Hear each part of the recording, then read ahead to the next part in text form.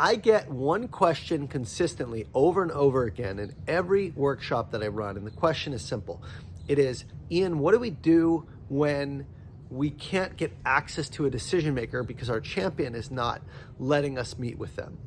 And that question comes up quite frequently, and I thought about it, and there's a few things you can do. But the first thing is you want to understand why. What is the issue of meeting with a decision maker that your champion is concerned about?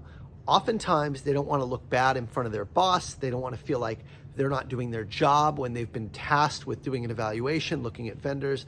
And so if you make it clear that the process you're going to go through is to understand their current situation, go through discovery, but when you present numbers, it's important that you have the key stakeholders in the room that need to say yes there and explain that early on. Most of the time, the champions or the people who are reaching out are not going to have a problem with that. So really try to understand why they don't want you to meet yet and work through them. Okay, what you don't want to do is isolate them and make them feel like they're not important simply because they can't say yes. So what I typically will do is I will explain the process, I'll go through discovery with them, and then before we get to the decision maker, I'll ask, do you want to engage your boss or the other stakeholders so I can make sure this is hitting mark with them, or do you feel like this is going to be what everyone needs? And most of the time, the champion will want their boss or other stakeholders to meet with you before any final proposals are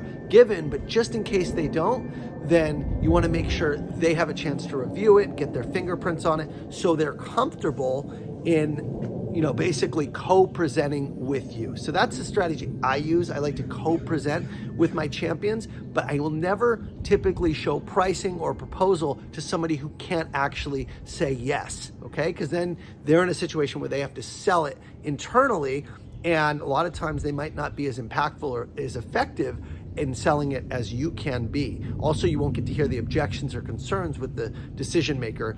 Power compresses deal cycles. So that's the first thing, is I really want to empower them. But 90% of the time, 9 out of 10 times, when I explain it's important for the key stakeholders to be involved so I can make sure this aligns with their priorities, addresses the challenges, and so they have a direct line to us in case there's anything we need.